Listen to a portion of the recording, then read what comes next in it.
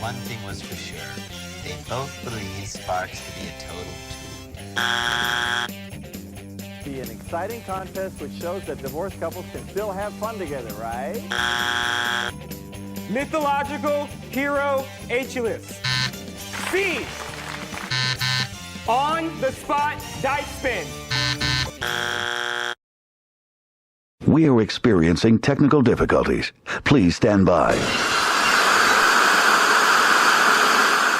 A few years ago, we lost a bona fide legend in game shows in Geoff Edwards. He hosted some of the best game shows out there. Treasure Hunt, Jackpot, The New Chain Reaction, Starcade. Those were his shows, and they were fun to watch. But the road to get there was bumpy at best. He hosted a couple of terrible Chuck Barris pilots in Cop Out and Says Who. He got his first big break in 1973, helming a Jack Barry game show, which is pretty much only in a footnote of history for being replaced by Match Game 73.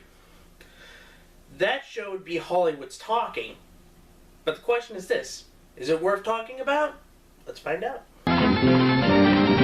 From Television City in Hollywood, CBS presents Mary Tyler Moore, Ross Martin, Pearl Bailey, Milton Berle, Sally Struthers, Rich Little, Lloyd Haynes, John Forsythe, Bess Parker, Judy Carn, Joanne Worley, Doc Severinsen, columnist Joyce Aber, Dean Jones, Joan Rivers, Sebastian Cabot, Red Buttons, and David Jansen. All revealing their thoughts and opinions about people, places, and things on Hollywood's Talking. Hollywood's Talking was a show where celebs would describe a person, place, or a thing to three contestants in the hopes that they would answer the fastest and win money. Not much of a format, but the selling point of this was that because the descriptions were pre-taped with celebrities, they'd be able to get 15 or 20 of them in. While that may sound interesting, to be honest, it's really not. Especially when you bring to light that this show is a revival of an earlier show from 1967 that Jack himself created called Everybody's Talking. She's probably one of the greatest living beings in the world today. I think she's a beautiful girl. I think she's a very talented, sensitive human being, and I enjoy watching her on the movie screen. Few of the people you'll hear from today, and we'll find out what people all over town are talking about in the exciting new game of opinions, Everybody's Talking. And here's one man everybody's talking about, Lloyd Thaxton.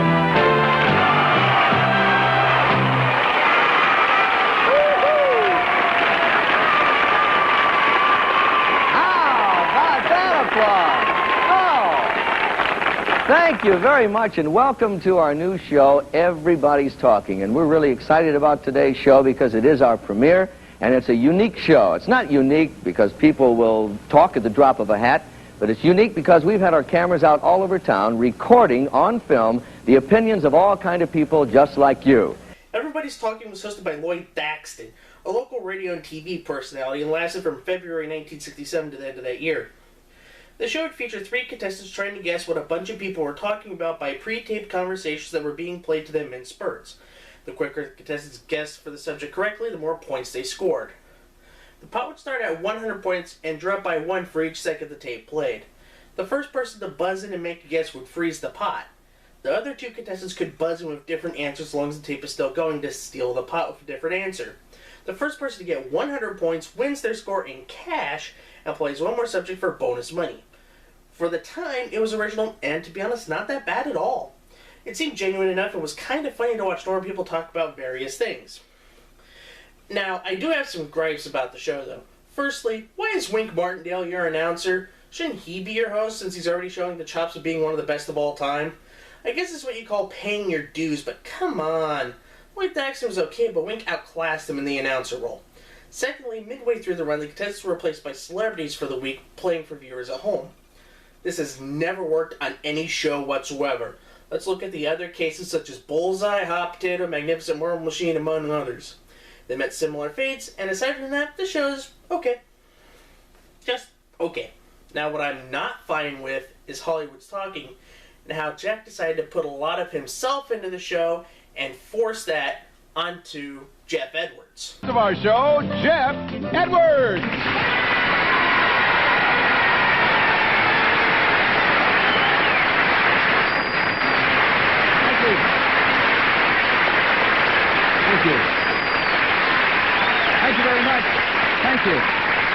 is our first show. We have a great show for you. I know you're going to enjoy it, so stay with us. And welcome to Hollywood's Talking, a unique new show with some of your favorite movie, television personalities expressing their opinions and thoughts on people, places, and things. Now, this would be the first network show that Geoff would get to host. Just by watching him, you knew he was great at his job. Genuine, funny, and was very good at what he did. I guess slogging away through the Bears pilots would do well for him. I hope one of them got off the ground because Geoff is seriously the only high point of this show. Geoff also gets marks for what happened behind the scenes between him and Jack Barry. According to the book Television Game Show Hosts, Geoff and Jack argued about the format of the show, with Geoff wanting it to be more like Everybody's Talking. Jack would win that exchange, but Geoff would get infuriated after Jack suggested him change his voice because it was annoying. Geoff would rightfully tell him to fuck off and fire him after 13 weeks.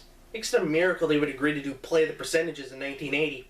I guess that was more of a Dan Enright thing, and he would respect Dan more than he did Jack. And when it comes to relationships between personnel, I respect Dan than I do Jack. Because Jack behind the scenes was a prick. Not Richard Dawson levels of prick, but right close to it.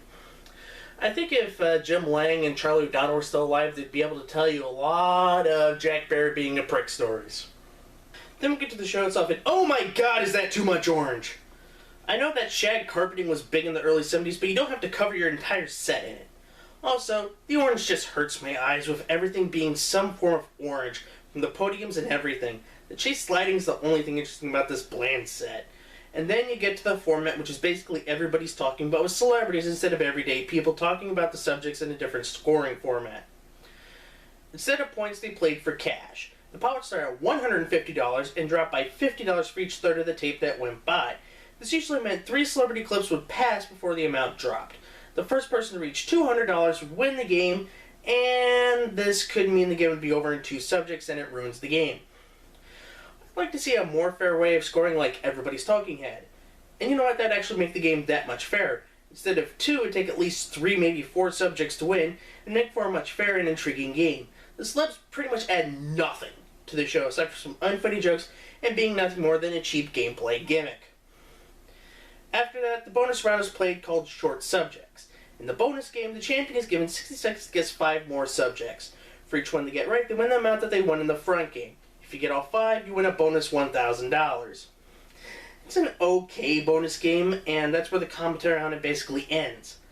Later on in the series, the bonus game would be dumped, and its place is a rule where if a contestant wins 3 games in a row, they win a brand new car plus a cash amount that I don't know of.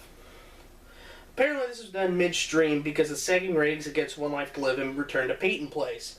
It didn't do much good as, 1, the only person to do it did it on a final week of the show, and the show would last the 13 weeks that Geoff was contracted for. CBS would place it with Match Game, and the rest, as you would say, is history.